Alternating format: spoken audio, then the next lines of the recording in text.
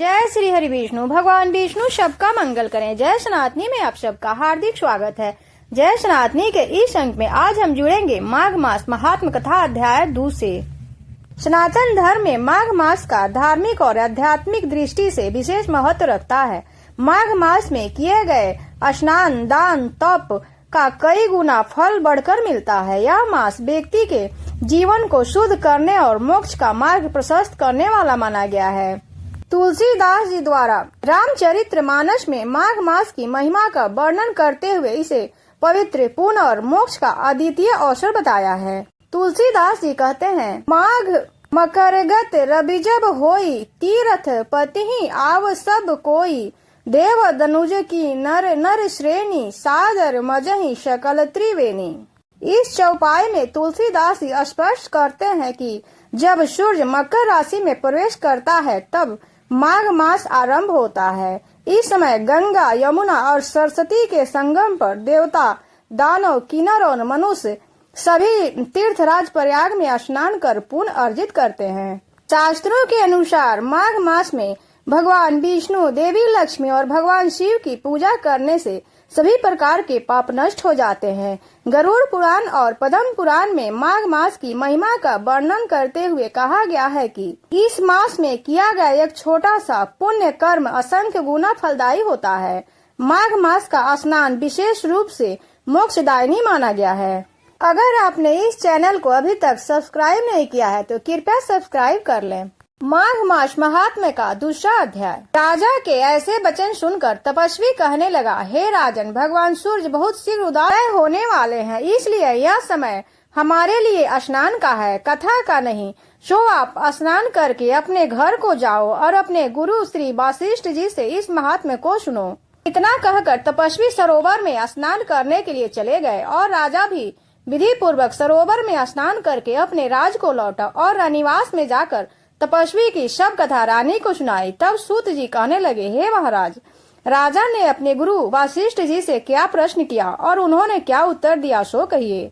व्यास जी कहने लगे, हे सूत जी, राजा दिलीप ने रात्रि को सुख से सोकर प्रातः समय ही अपने गुरु वशिष्ठ जी के पास जाकर उनके चरणों को छूकर प्रणाम करके तपस्वी को बताए हुए प्रश्न का अति विनम्रता के साथ पूछा, गुरुजी, आपने आचार, दंड, नीति, राजधर्म तथा चारों वर्णों के चारों आश्रमों की क्रियाओं, दान और उनके विधान, यज्ञ और उनकी विधियां, व्रत, उनकी प्रतिष्ठा तथा भगवान विष्णु की आराधना अनेक प्रकार से तथा विस्तार पूर्वक मुझको बताइए।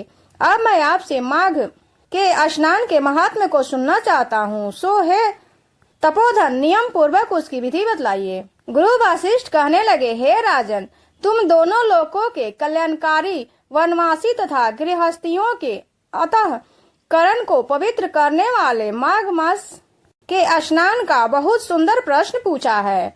मकर राशि में सूर्य के आने पर माघ मास में स्नान का फल 100 गुना बढ़ जाता है। इसका फल गौ, भूमि, तिल, वस्त्र, स्वर्ण, अन्न, घोड़ा आदि दोनों तथा चंद्रायन और ब्रह्मा कुर्च, व्रत आदि से भी अधिक होता है। वैशाख तथा कार्तिक में जप, दान, तप और यज्ञ बहुत फल देने वाले हैं, परंतु माघ मास में इनका फल बहुत ही अधिक होता है।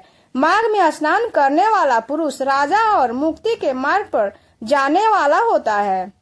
दिव्य दृष्टि वाले महात्माओं ने कहा है कि जो मनुष्य माघ मास में सकाम या भगवान के निमित्त नियम पूर्वक माघ मास में स्नान करता है वह अनंत फल वाला होता है। उसको शरीर की बुद्धि, शुद्धि, प्रीति, ऐश्वर्य तथा चारों प्रकार के फलों की प्राप्ति होती है। अदिति ने 12 वर्ष तक मकर संक्रांति में अन्न त्याग कर स्नान किया। इससे तीनों लोकों को उज्जवल करने वाला 12 पुत्र उत्पन्न हुए। माघ में स्नान करने से ही रोहिणी, सुभागा, अरुंधति दानशीलता हुई और इंद्राणी के समान रूपवती होकर प्रसिद्ध हुई। जो माघ मास में स्नान करते हैं तथा देवताओं के पूजन में तत्पर रहते हैं उनको सुंदर स्थान, हाथी और घोड़े की सवारी तथा दान को द्रव्य प्राप्त होता है। अतिथियों से उनका घर भरा रहता है। उनके घर में सदा वेद ध्वनि होती रहती है।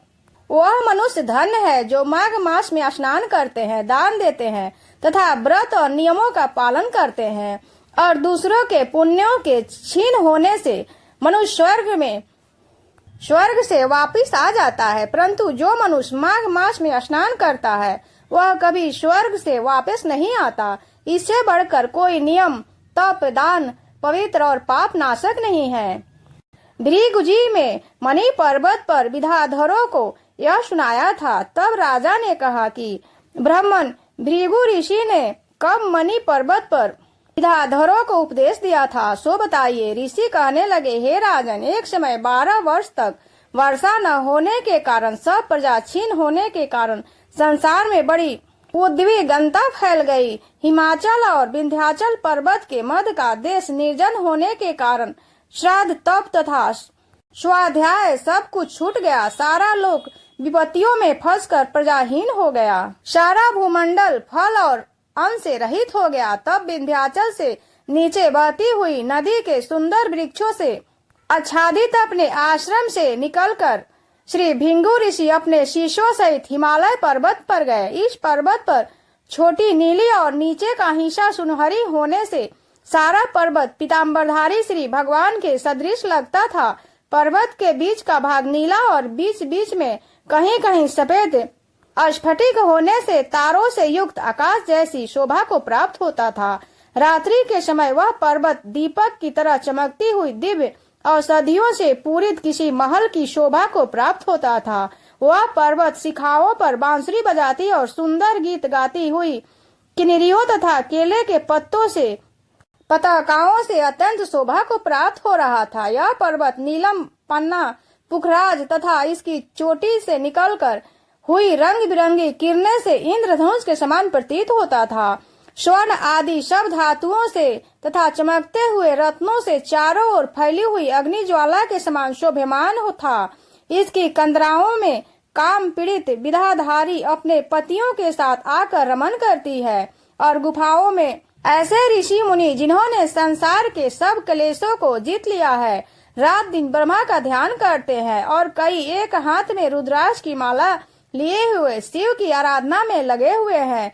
पर्वत के नीचे भागों में जंगली हाथी अपने बच्चों के साथ खेल रहे हैं तथा कस्तूरी वाले रंग बिरंगे मृगों के झुंड इधर उधर भाग रहे हैं। यह पर्वत सदा राजहंस तथा मोरों से भरा रहता है, इसी कारण इसको हेमकुंड कहते हैं। यहाँ पर सदैव देवता और अप्सरा निवास करते हैं। जो करके बढ़ने वाले प्राणी को माघ मास में यथाशक्ति दान करना चाहिए। जैसे आकाश की शोभा सूर्य से, कुल की शोभा संतान से, उसी प्रकार तप की शोभा दान से है। यह पावन प्रसंग भृगु ऋषि ने मणि पर्वत पर विद्याधरों से कहा। उनके अनुसार माघ मास में अधिक दान करना चाहिए। इस तरह से माघ मास महात्म कथा का दूसरा अध्याय संपन्न हुआ।